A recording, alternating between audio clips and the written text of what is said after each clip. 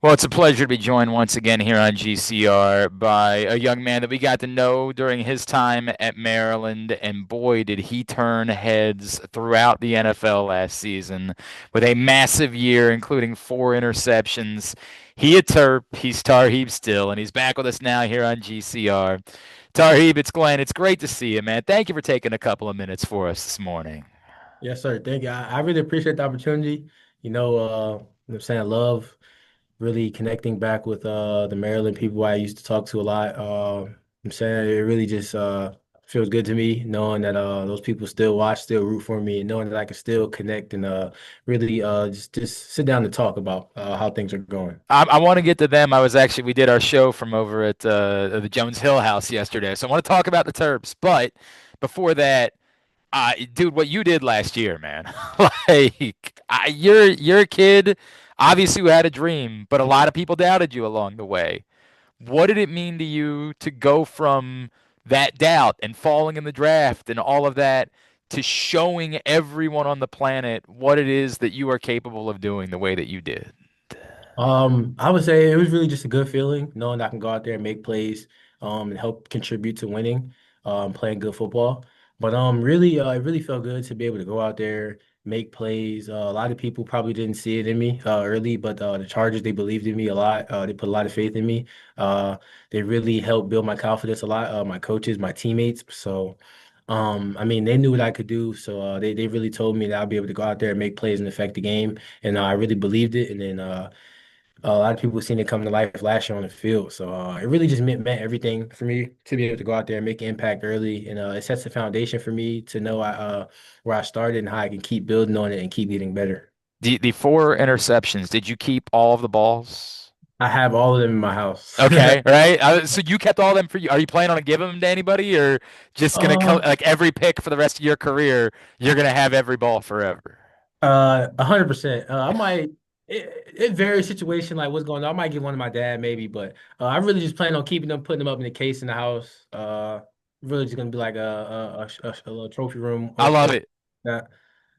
I love it, man. That's awesome. Hopefully, there's about 100 more, right? Hey, I love that. Yeah, Love that. right. Tari, the experience. Why did it work for you the way that it did in LA, right? Like what?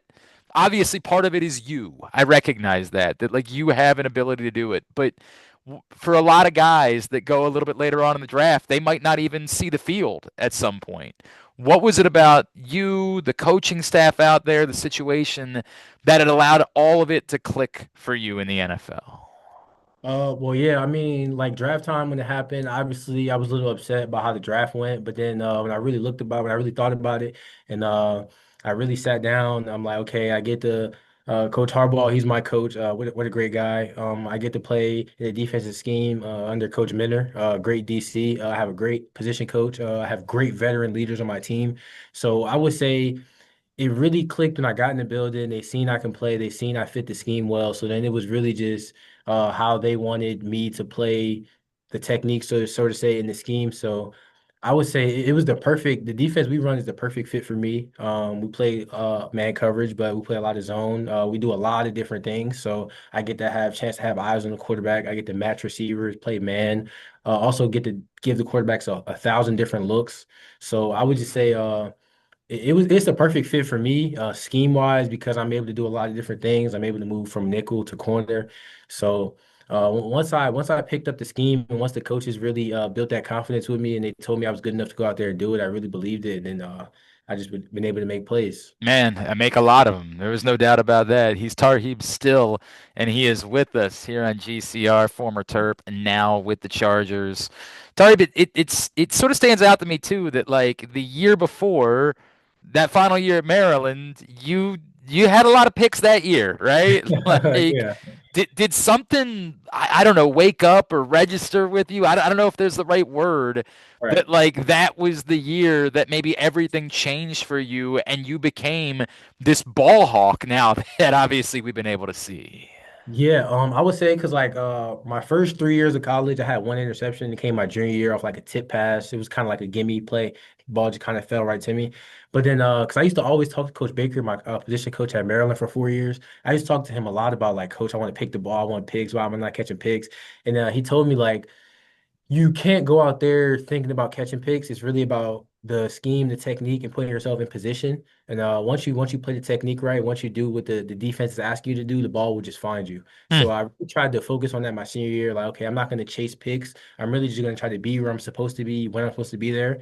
And then once I seen that, I caught the 5 interceptions my senior year of college. Once I seen that, it's not really about I have to go force a play. Like I just got to make the plays when they come to me. Once I realized that, once that clicked, that's when I knew I don't have to chase plays or do anything extraordinary. If I just play within the defense, I'm going to get a ton of opportunities to play the ball. So, um, that's what I really realized. It's not trying to force the interception. It's really letting the plays come to you and then capitalizing when it does. And I know you had that history on the offensive side of the ball, so obviously you're comfortable catching the ball, and Yeah. that has proven to be the case. You bring up Jim Harbaugh, right? Like everybody on the planet thinks that dude's insane. Everybody thinks he is. Are we right? Like, is he insane? Is it a good insane? The type of insane that you like being around? I love being around coach, but like you got to be in this business and to win and to really impact the team and to really get people on board, you got to be a little crazy. So Yeah. I appreciate coach because his outlook and his mindset and how he goes about things and the things he preaches, it really does stand true. And some people might think he's crazy, but when you really deep down think about it, he's 100% correct. He just might tell it, he might tell you something, but he might just put it in a story format for you to understand. So he knows different ways of how to talk to people. He can get his point across through different ways, but you got to be a little crazy. But coach has it figured out. He's been doing it for a long time. So I mean, I love being around him. I wouldn't want to be anywhere else. We're not going to see you like chugging milk on the sideline or anything like that, are we? Nah, it's actually crazy. One time, we were up in the cafe having dinner, and Coach had some milk with his meal, and I thought that was a little. Was it like a steak? Was it like a piece of fish? He's It sitting was definitely it was like some chicken. I know he had some vegetables on there, some broccoli and stuff, and he had like two cartons of milk. So it was a little funny, but I mean, there. I love Coach. That's my guy. I actually would make me happier that he's like he's living the bit. Like it's not a joke. He's Nah, committed. he's him all the time, 24/7. He doesn't put on the front. He's the same guy all the time, and that's I why. dig it. Tareeb, obviously, everybody's going to be a little bit more aware when they throw in your direction this season, right? Like they know they're not going to look over and say, "Oh, that's the fifth round pick. We got to throw at him." You're the guy that intercepts the ball. Like that's who you are. How do you build off of what you did, knowing that teams are going to be a bit more aware of you going into this year? I actually look at it kind of like, okay, they seen that I was able to make plays in the ball last year, so they're going to see if I'm going to be anxious like or like pick happy trying to jump routes or force plays. Mm. So I think really them knowing that I have the ability to take the ball away, they're just going to see how I play. They're going to see if I'm trying to go out there, force plays, be aggressive, or if I'm going to play within the scheme and let the ball come to me. But I don't. I think about that, but I still feel like at the end of the day, it's the NFL. They throw the ball at anybody. It doesn't really matter. You're gonna have to go out there and earn that respect every week, every play. So I think they see what I did last year. They know it's on tape. They know I can play. They know I can play the ball. But I feel like I'm gonna have to go out there and show them again, week in and week out, play after play. So teams are aware, but I don't think they're gonna shy away from trying to try it. I think that's probably correct, and I think that's a great attitude to have.